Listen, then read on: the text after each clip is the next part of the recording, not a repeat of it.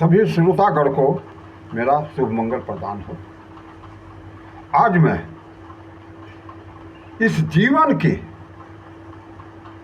जो हम मानव जीवन में आए हैं के तदर्थ में अपने विचारों का दान करना चाहता हूँ। ये ईश्वर ने क्या बनाया? पहले प्रकृति बनाया, सृष्टि बनाया, सृष्टि के पास 84 लाख जोनियों को बनाया और उनके कर्म के दिव्यता के अनुसार प्राथमिकता मानव जीवन को दिया। और उन्हीं प्रभु की कृपा से क्या है कि हम ये जो हम मानव जीवन में यहाँ पर आए हुए हैं, मानव जीवन के ईश्वर ने क्या दिया? उनको चेतना शक्ति दिया। ये चेतन शक्ति अन्य जीवों को नहीं दिया। और क्या है कि ये चेतन शक्ति इसको मानव से, नर से नारायण बनने के दिया और परम ब्रह्म परमात्मा तक जाने को एक रास्ता सीढ़ी दिया। ये दो रास्ते हैं, एक ब्रह्मलोक है, एक परम ब्रह्मलोक है, जहाँ अमरधाम कहते हैं।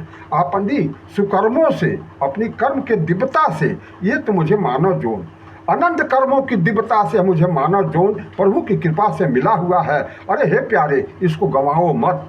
क्यों कि फिर ये उसी प्रकार से है जैसे कि ये जैसे एक पेड़ से वो क्या होता है? बौर होता है, सरसोई होता है, सारे चीज़ को पालने के बाद एक दिन पक करके क्या होता है?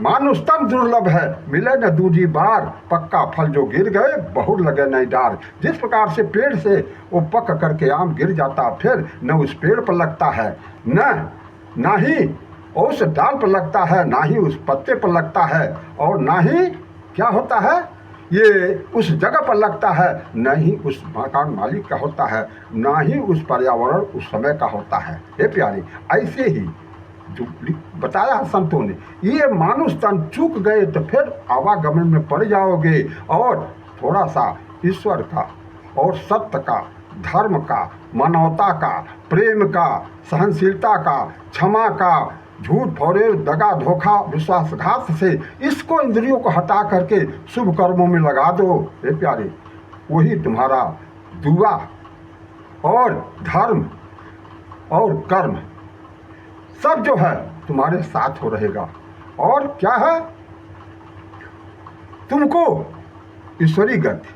आज ये हमारे समाज में क्या है कि शेष जोनियाँ जो आती हैं, 84 लाख जोनियों में जो शेष जोनियाँ आती हैं, हमारा मानव कर्म अपने पूर्व कर्मों को भोग और नए कर्मों को करके परम ब्रह्म तक, नर से नारायण बनने का मुझे ईश्वर ने चेतन शक्ति दिया है। अन्य जीवों में नहीं, अन्य जीवों के अपने पूर्व कर्मों के भोग के लिए ही यहाँ पर भेजा है, जिससे वो जो अपना भोग करके जाते हैं। इसलिए इतनी कीमती शरीर को, इतनी कीमती मानव जीवन को, इतनी कीमती समय को हे प्रभु ईश्वर में लगाओ, भजन कीर्तन में लगाओ और ये जन सेवा में लगाओ। और क्या है? ये 3 प्रकार गुणों के आदमी होते हैं, प्रथा, सतो, रजो, तमो। इसको क्या होता है? सत्वा संजायते ज्ञानम, रजसो लोभम एव च प्रमाद मोह अज्ञानम एव च।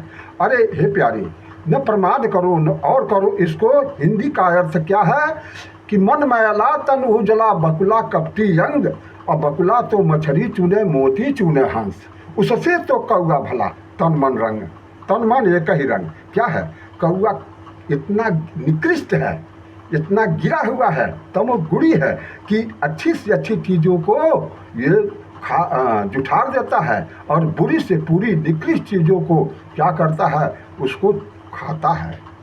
इसलिए कौआ जैसे आदमी ज्ञान को मत लो। हे प्यारे, क्या है? सतोगुणी क्या है? हंस है, पक्षियों से ले। आज हंस क्या है? दूध पानी, सत्य और सत्य को अलग करता है। दूध पानी रख दीजिए तो दूध को पी लेगा, पानी को छोड़ देगा। वो मोती चुनता है झीलों में, वो झीलों में पवित्र जलों में रहता है, पवित्र वातावरण में रहता है और पवित्रता का आचरण करता है और पवित्रता से संतोष और क्षमा उसके पास विद्यमान है।